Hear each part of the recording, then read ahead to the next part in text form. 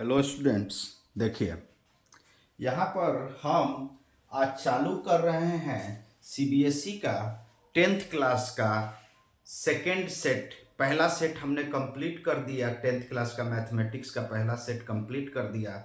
Second set question sets जो हम बनाए हैं, जो जो बहुत इम्पोर्टेंट है किसके लिए, तो सीबीएसई स्टैंडर्ड मैथमेटिक्स जो देते हैं, सीबीएसई का स्टैंडर्ड मैथमेटिक्स जो देते हैं जिसका कोड है 041, वो पेपर बहुत इम्पोर्टेंट है। इसका भी मैंने सेट बनाया है, जिस उसका आज वो सेट आज सेट 2 के नाम से हम बोलेंगे। उसका सेट 2 आज हमने चालू कर दिया है। आज से सेट 2 की पढ़ाई स्टार्ट हो जाएगी। तो देखिए सेट 2 में ये सीबीएसई बोर्ड 2026 में जो देंगे एग्जाम, जो जो बैच सेशन है 2025-26, उसके लिए सेट 2 सेट 1 गेस समाप्त हो गया, पढ़ा दिया मैंने। सेट 2 स्टार्ट किया, उसका पहला चैप्टर है, पहला क्वेश्चन है। देखिए सेट 1 का एमसीक्यू है, the decimal expansion of 147 by 120 will terminated after. बोला है कि decimal expansion 147 147 divided by 120 will be terminated after. Option A में 1 डेसिमल, ऑप्शन बी में 2 डेसिमल्स प्लेसेस, ऑप्शन सी में 3 डेसिमल्स प्लेसेस, ऑप्शन 4 में विल नॉट टर्मिनेट। बोला है कि ये 1 डेसिमल प्लेस पर टर्मिनेट करेगा कि 2 डेसिमल प्लेस पर टर्मिनेट करेगा कि 3 डेसिमल प्लेस पर टर्मिनेट करेगा, या विल नॉट टर्मिनेट, नहीं टर्मिनेट करेगा। तो देखिए हम जानते हैं, देखिए अगर किसी का, अगर कोई नंबर हो, देखिए अगर कोई हमारा कोई भी रेशनल नंबर हो, वो p बाई क्यू के फॉर्म में हो, q के फॉर्म में हो, और q का फैक्टर अगर 2 to the power m into n to the m to 5 to the power m 5 to the power n के रूप में अगर q होगा। देखिए अगर कोई फ्रैक्शन है हमारा ऐसा, फ्रैक्शन ऐसा है, अब q जीरो नहीं है, q जीरो नहीं है, p बाई क्यू के रूप में कोई फ्रैक्शन है, q जीरो नहीं है। अगर q का factor 2 to the power m into 5 to the power n के रूप में, मतलब केवल 2 और 5 के रूप में अगर q का फैक्टर आया, अगर केवल 2 और 5 के रूप में आया, तो ये हमारा क्या होगा, टर्मिनेटिंग डेसिमल होगा। केवल 2 होगा तो भी हो जाएगा, केवल 5 होगा तो भी हो जाएगा, लेकिन 2 और 5 के अलावा कोई दूसरा नंबर आया तो ये नॉन टर्मिनेटिंग डेसिमल हो जाएगा, टर्मिनेट नहीं करेगा। मतलब नॉन टर्मिनेटिंग डेसिमल कहने का मतलब कि जो पूरा पूरा डेसिमल में न कटे। ठीक है, तो देखिए हम चेक करते हैं, अगर ये टर्मिनेटिंग होगा, अगर ये कंडीशन होगा तो टर्मिनेटिंग डेसिमल, डेसिमल्स, अगर q not equal to 2 to the power m into 5 to the power n के रूप में हो, अगर इक्वल नहीं हो तो नॉन टर्मिनेटिंग डेसिमल। तो क्या होगा, नॉन टर्मिनेटिंग डेसिमल,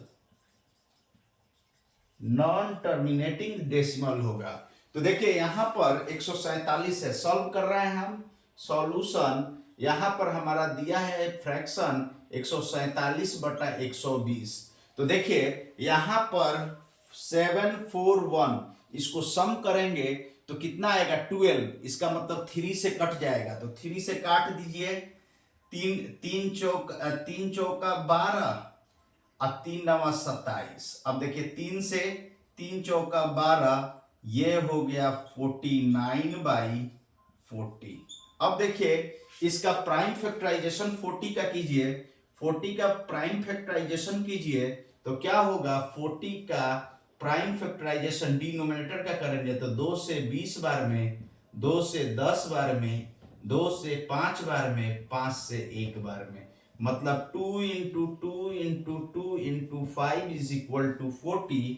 तो यहाँ पर 49 बाई देखिए 2 इंटू 2 इंटू 2 इंटू 5 के रूप में आया, मतलब 2 to the power 3 5 to the power n 5 to the power 1 यहाँ पर ये आया। इसका मतलब क्या हुआ कि ये इसके फैक्टर में जो डिनोमिनेटर है उसका फैक्टर में केवल 2 और 5 है। डिनोमिनेटर के फैक्टर में केवल 2 और डिनोमिनेटर के फैक्टर में केवल 2 और 5 है। इसका मतलब ये हमारा टर्मिनेटिंग डेसिमल होगा, क्योंकि q जो डिनोमिनेटर जो q है ये 2 to the power m into 5 to the power n के फॉर्म में है, इसके फॉर्म में है, तो ये टर्मिनेटिंग डेसिमल होगा। तो ये हमारा टर्मिनेटिंग डेसिमल होगा, डेसिमल होगा, ये टर्मिनेटिंग डेसिमल होगा। अब terminating decimal will not terminate तो खत्म हो गया, विल नॉट टर्मिनेट तो खत्म हो गया, टर्मिनेटिंग डेसिमल है। तो अब ऑप्शन ए बी सी में पकड़ना है कि 1 प्लेस के बाद कि 2 प्लेस के बाद। तो देखिए 49 में हम डिवाइड कर देंगे 40 से, देखिए 40 से डिवाइड कर देंगे तो कितना आएगा, देखिए 41 जा 40, ये 9 आया।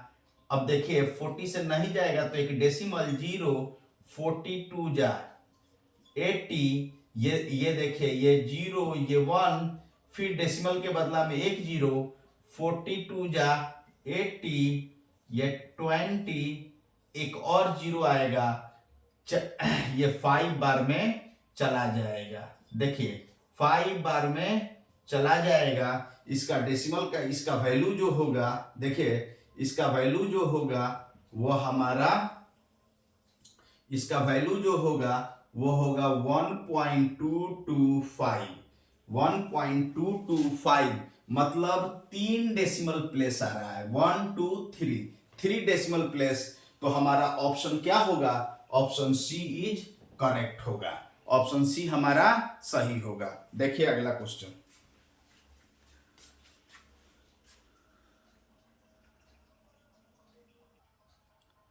देखिए अगला क्वेश्चन है मेरा, अगला क्वेश्चन है क्वेश्चन नंबर 2।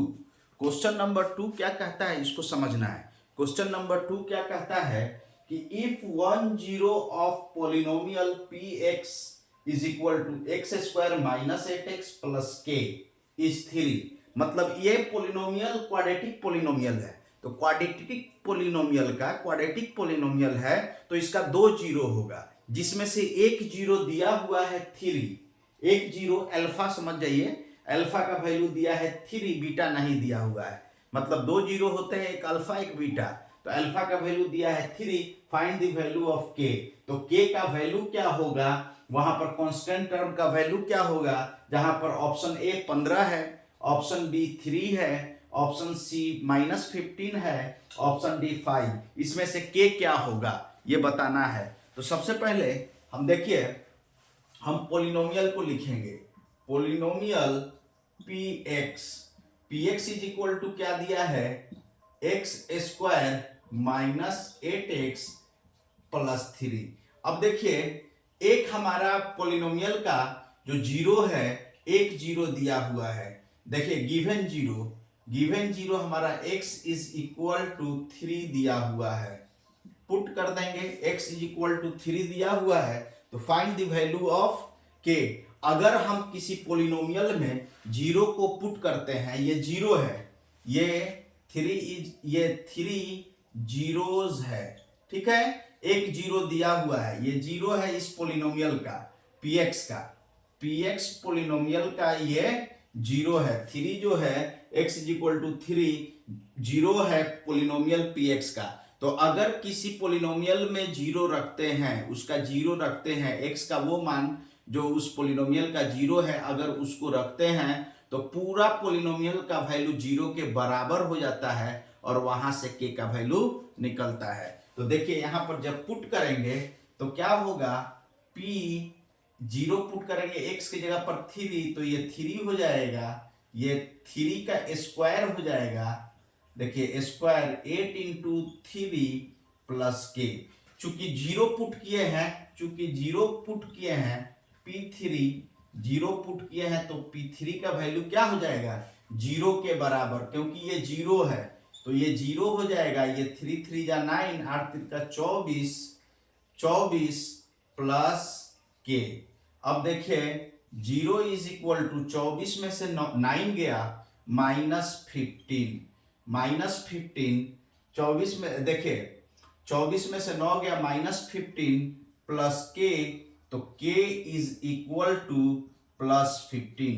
के का वैल्यू क्या आया, +15 आया।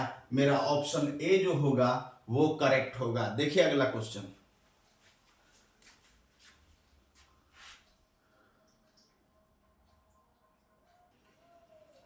देखिए अगला क्वेश्चन है, अगला क्वेश्चन 3 नंबर एमसीक्यू है। देखिए इसमें क्या कहता है, इसको समझिए। यहां पर दिया है the pair of equation x + 2y = 5।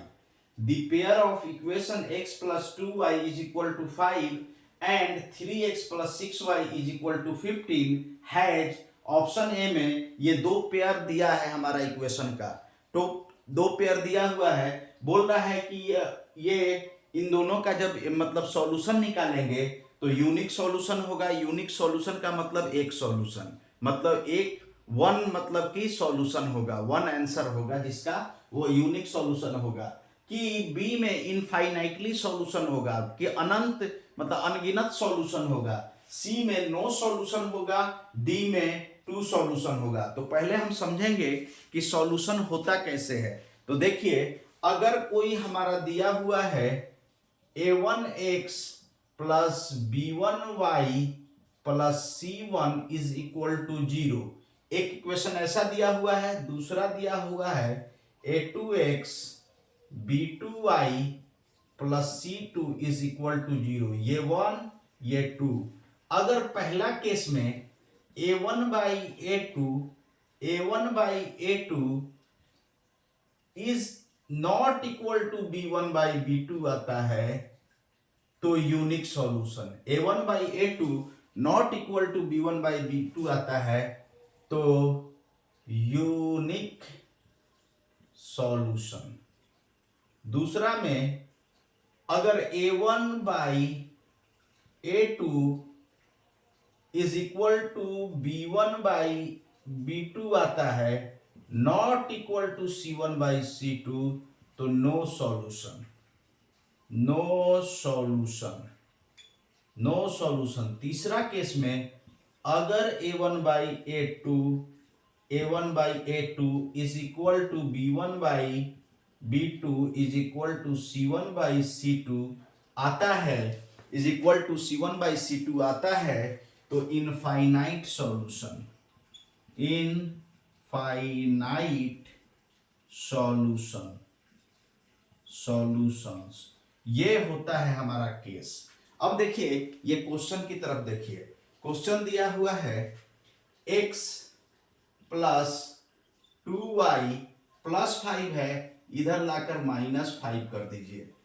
x plus 2y plus 5 इधर लाकर -5, ये 1 कह दीजिए।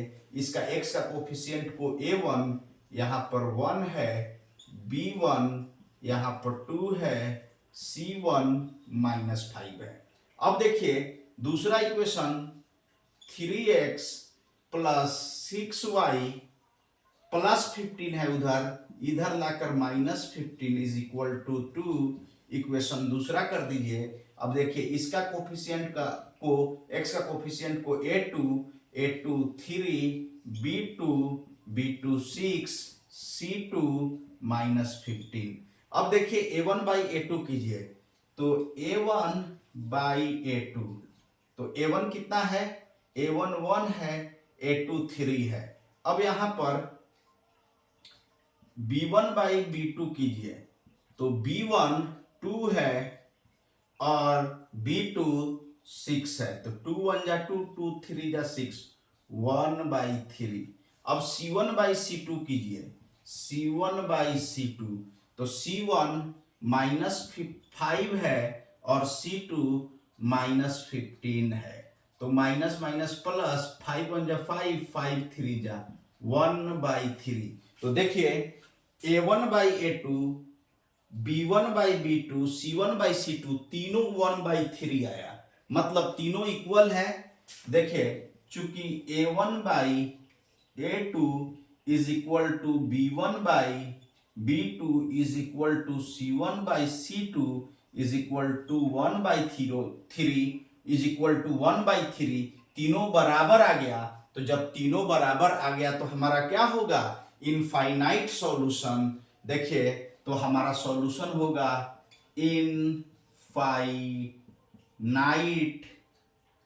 इनफाइनाइटली सॉल्यूशंस होगा। ऑप्शन बी जो है वो हमारा infinitely many solutions, option B जो है वो मेरा सही होगा। देखिए अगला क्वेश्चन,